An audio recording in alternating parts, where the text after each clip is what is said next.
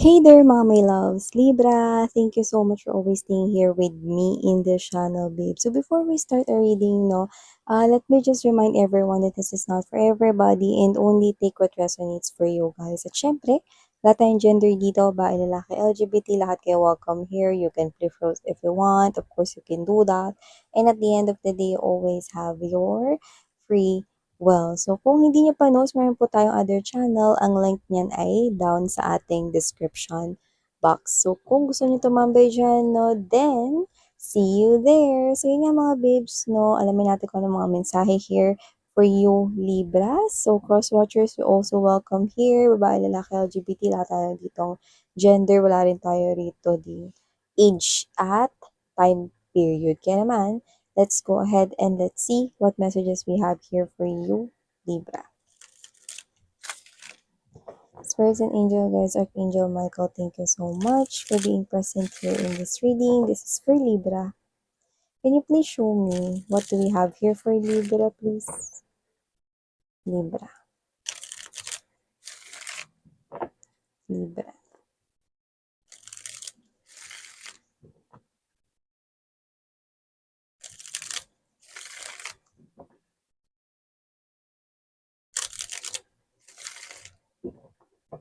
Okay, so let's go ahead, Libra, and check these messages here for ya, guys. Ilatag naman na natin lahat, Libra, but you do have here this King of Cups energy, Knight of Wands, Judgment, Eight of Swords, Ace of Cups, Queen of Pentacles, but I was about to say King of Pentacles, no? So, maaring meron dito mga babes na paparating sa'yo, no, na same as your energy. So, let's see later. I also have here this, Eight of Pentacles energy. Okay? Someone that will be the talk of the town, and it's a love situation. Lovers present right at this reading here. Okay. Unahin na natin na may nagpapanik dito. And I think this is someone here na ex mo. Or kung hindi mo siya ex, nagbibigay siya sa akin ng mabigat na energy na kung saan posibleng nanghihinayang siya na hindi naging kayo. Or yung iba ex nyo talaga yan. Kung sino man yan, kung ex nyo to, medyo nape-pressure siya at kinakabahan dito, na baka tuluyan na kayong naka-move on daw sa kanya. At kung hindi mo naman yung ex, posible naman na yung person na yan is parang natatakot rito, na magkaroon ka na talaga ng boyfriend or girlfriend. Yan, especially if you are someone who is single, Libra. So, nakikita ko rito, na maliban dyan, meron dito na klase ng energy na hindi naman sa parang pinagbabawalan kayo, ng inyo ritong partner, dalawa na kuha ko rito. Kung partner mo 'to at nasa isang relationship ka, you feel like na nagiging strikto yung person mo sa'yo, okey? Pero hindi yun yung intensyon niya, hindi para paghigpitan ka, or hindi para pagbawalan ka, kundi, masyado lang siyang nagke-care for you. So, may mga times na parang nararamdaman mo na parang feeling mo na naso-suffocate ka, pero this person here is just protecting you. I'm getting this type of energy na pwede kasing meron dito na energy na posibleng may nagkakagusto sa'yo, or parang hindi ka nila tinitigilan, So, parang ayaw lang nitong person mo na 'to na mapahamak ka or what, Kasi yung iba meron kayo ritong posibleng stalker or puwedeng meron kayo ritong mga nagkakagusto sa inyo na parang never nag-give up, kahit na nagkaroon na kayo ng person. So, your person here is just afraid, na maaaring meron ditong gawin, na hindi maganda, yung stalker or kung sino man yung mga umaligid sa inyo. I must say, this is different from what we've talked about seconds ago, This is someone here na posibleng maramdaman mo, Libra, na na pinagbabawalan or nagiging stricto yung boyfriend or girlfriend na parang, "Babe, make sure ha na tatawagan mo ko kapagka nakauwi ka na, okey? And make sure rin na tatawagan mo ko 'no or ganito, tatawagan mo ko kapagka pauwi ka na, antayin mo yung pagdating ko, 'wag ka muna aalis ng office, 'wag ka muna aalis ng school, antayin mo ko, you know? So, gano'n siya rito na parang you feel like this person here is somewhat, pinaghihigpitan ka niya pero at the same time nararamdaman mo na pinoprotektahan ka niya. 'Yan. Alam mo yung person na mga kumo-connect sa'tin in a heart space level 'no, 'yan yung mga tao na natatakot na masaktan tayo 'no, ng ibang mga tao especially if may obsession or possession, 'di ba? So, I think meron dito talaga sa inyo na posibleng meron ditong mga nagkakagusto sa inyo na panay, nagtatago lang 'no, puwedeng nagso-stalk lang, puwede rin naman na watching you 'no, from afar 'no, ganyan. Or this person here is making your person here na parang mag-alala 'no, or worried about this. And if this is not your person, second scenario would be, if meron ditong student, lalo na kung may student dito, I'm sensing that this person here is your mom or your dad, a parent figure or a legal guardian, Libra, no? So this person here could be protecting you na masaktan ka, no, when it comes to love and securing your future, especially kung meron dito mga estudyante, no, na na nakukuha ko rito puwedeng nasa second year, third year kayo ng inyong pag-aaral sa college, yung ganyan 'no. Pero yung mga ganyan, protective mom or protective dad 'no. So, sine-secure ang future ninyo makapagtapos muna ng pag-aaral 'no, so puwedeng bawal muna mag-boyfriend or mag-girlfriend 'no, 'yan. Alam niyo naman, uso yung friction. So, iniiwasan lang nila rito na parang magkaroon kayo rito ng maagang responsibilidad 'no. So, gusto nila makapagtapos kayo ng pag-aaral 'no. Siguro yung iba parang feeling ninyo wala naman kayong ginawang mali 'no. May crush lang kayo rito pero ba't gano'n, 'di ba? Pinapauwi na kayo agad rito ng maaga 'no. Dapat pagtapos ng school dumiretso ka dito, "Ma, may project pa." O pagtapos ng project umuwi ka na, 'yan 'no. May mga gano'n tayo ritong nakukuha, 'yan. So, nakikita ko dito 'no, that you are being protected right here by your mom or your dad 'no.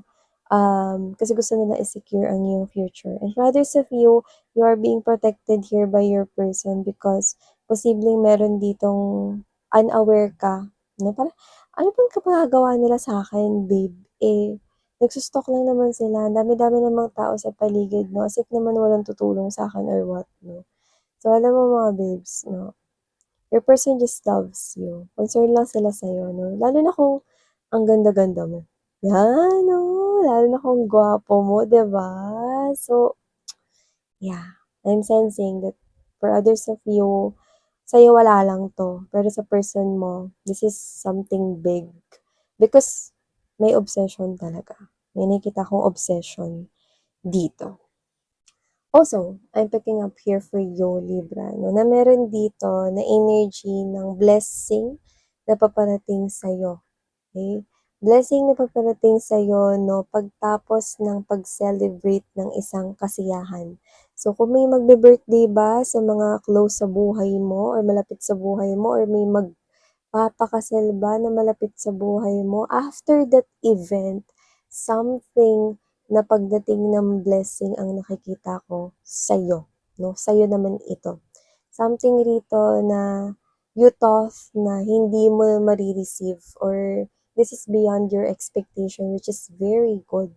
So, ibig sabihin Libra, meron ditong biyaya na paparating sa'yo 'no, maaaring biyaya ito sa pera, biyaya sa trabaho, biyaya sa negosyo 'no, may biyaya ditong parating na nag-exceed ng expectation mo. So, yun yung nakikita ko rito 'no. At maliban diyan, nakikita ko rin dito na meron ka ditong unexpected na bisita. Bisita na hindi mo gugustuhing makita. That's why it's a surprise visit. Kasi nga alam niya na ayaw mo siyang makita rito. This is not just your ex, pero puwede. Pero kung sino man 'to 'no, ayaw mo siyang makita. Yun nakikita ko rito. yan. So, kung sino man siya 'no, well, unfortunately, bibisitahin ka niya. Lalo na kung permanente yung kinatatayuan ng bahay niyo. Alam niya yung bahay niyo or whatever, no? This person will pay you a visit here. Okay? So, sa pagdating niya, ano ba yung sasabihin niya, miss yan, maganda ba yun sa pandinig or whatever, no? Well, let's get straight to the point. That person will try to trick you. So, pwedeng trinik ka niya na noon, no? Hinukus-focus ka na niya noon, no? So, this person here will still trick you, no? Surprise, no? Ang pagdating niya rito, pero hindi na surprise yung kanyang pag-uugali. Yan, oo. Kaya naman pala ayaw mo kasi posibleng trinik ka na niya nito noon. Yan, no? And, I do see, di ba kanina, sabi ko sa inyo, this is the Page of Pentacles. I mean, the Queen of Pentacles. Tingnan mo kanina nabanggit ko dito, King. Okay, I was about to say King of Coins or King of Pentacles. Ngayon naman, nabanggit ko yung Page of Pentacles. So, nakita ko rito that there is someone here coming towards you na talagang makakabuo mo ng pamilya. The Page, the Queen, and the King is a family. No? At ito ay isang pamilya na magiging matatag all throughout the years. Like that tree in the background here. No? Nakikita ko that that person here is someone, lalo na kung single ka, no? Someone na makakasama mo na at makakaagapay mo no, all throughout the years. Someone that will be working sa inyong marriage, no, at inyong anak rito for some reason, hindi ko nakikita na magpapasaway at nakikita ko na agad yung distant future ng anak ninyo na magiging successful siya, especially sa kanyang path na tatahakin. Ano man yung maging dream job niya rito, makakamtan niya yon. At nakikita ko no, na ang anak ninyo ay magiging swerte sa kanyang buhay in the distant future. Wow! Libra, ang ganda nun, no? So, kung sino man tong energy na kuha ko rito, no, you will be in this happy and very peaceful family. You will be in a very quiet commitment here na um, hindi magiging problema sa'yo, pero magiging problema ng mga tao sa paligid mo na less na close sa'yo. Ibig sabihin, mga chismosas, paligid, mga hindi gaanong ka-close or close-closean, no? Nakita ko na sila yung mas bothered dito, no? Ay, nako, mare, sa tingin ko, inakit lang yan ni Libra yung tao na yan, no? Ay, nako, tama ka dyan, no? Or parang, ay, nako, pre, sa tingin ko, di kaya gumamit ng gayuma to si ano, baka kaya naging ganyan si Libra, blah, blah, blah, blah, blah. Yan, no? So, whatever the case may be, #bitter, no? Bitter 'tong mga tao na 'to sa paligid ninyo, no? So, your love life will be as quiet, no, pero sobrang beautiful. Pero magiging talk of the town pa rin kasi maraming haters, maraming bashers, no? So, baka yung makaka-in relationship ninyo, no, almost perfect. Yan ang nakikita ko rito, Libra, no? So, parang sila 'to nakikita ko na nakikipagplastikan sa'yo, no? I'm seeing these people here, no, na babatiin ka kasi you will definitely marry that person, Libra, and these people, ay congrats Libra, na may lumpia kayo diyan. Naghanap ka pa ng lumpia matapos mo magsalita, no? So whatever the case may be, I'm seeing these people here, no, na makikipagplastikan just to get other informations here, no? But you will not get bothered by these people because you're just happy, kontento, satisfied in this beautiful connection with your King of Pentacles, with your family na mabibuild mo, no? At ang lupit, no? Kasi, alam mo yon, your child, okay? Kung sino man yung magiging anak ninyo, ang ganda ng nabibuild niyang future dito, no? So, this is something here that is, maswerte, no? Kinukuha ko dito sa energy ninyo. And I'm also picking up that there will be something great happening in your money. But for some reason, I'm seeing you right here, no, na posibleng meron kayo ritong mapulot na pera, no? Yun ay side message lamang, no? Pero iba pa yung mangyayari dito sa kaperahan ninyo.